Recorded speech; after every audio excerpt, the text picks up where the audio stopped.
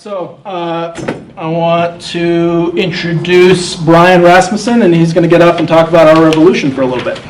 Phoenix. I'm the director of Our Revolution Yuma, and I'm going to kind of run through what I have to say. Is I mostly want to give you guys time to ask us questions about what we're doing across the state. So I think I'm going to ask the obvious in terms of what some of the other people here. Why do we need yet another organization? Why Yes. are you not joining forces with people like ourselves who have been established for a long time, who have gone through all the learning curves, etc., so that we don't dilute the effect that we're trying to have? I think you're right. We may not need another one. We may not. However, since it is there and since it does exist, we're going to take an approach that allows us to network these groups and to act in unison. yes, I'm on. Let me help you answer that question. Okay. But what do you see as the differences? I mean, diversity breeds strength. So Right. what's the difference between Our Revolution and PI? You know, those people that are at that meeting don't necessarily identify as progressives, and so, but a lot of them still come to our meetings, especially when we were doing endorsements and voting on that. They wanted to, you know, they're still learning maybe about what it means to be a progressive. So that's definitely our big issue is pushing the progressive agenda forward, you know, kind of one way or another, however each group can do that in their community. I'm Heidi Hampton. This is Whitney. Yes. I was the director last year. I don't know how many of you saw it. Yeah. How many of you loved it and want to come back? I'm going to force you guys anyway. So, we are having auditions this November. It'll be the 11th through the 13th, and it's at the PCA Art Gallery from 5:30 to 8:30. You do not have to be there all 3 nights.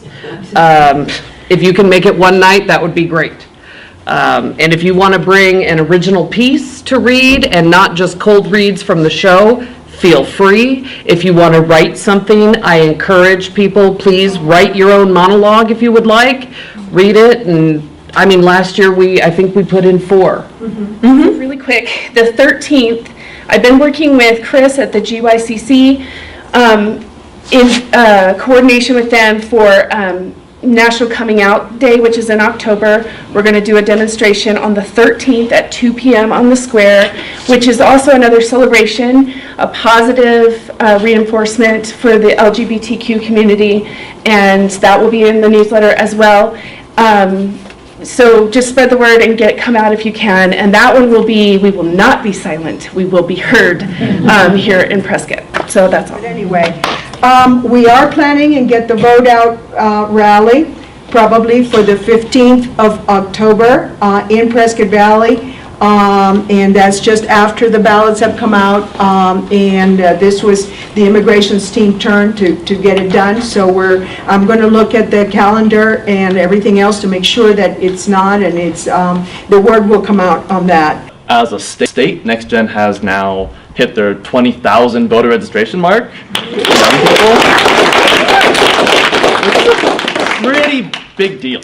That's a large margin, and most of these people being aged 18 to 35 are our target demographic. That's really great. And around 500 of that being in Prescott. So that's pretty good. This next week, ballots are going out, and people are going to start voting. Election day is 32 days away. Ballots go out in basically like 5 days, I think.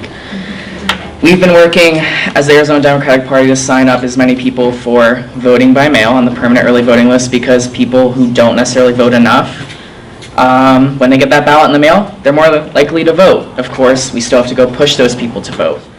And don't wake up on November 7th thinking there was something else you could have done.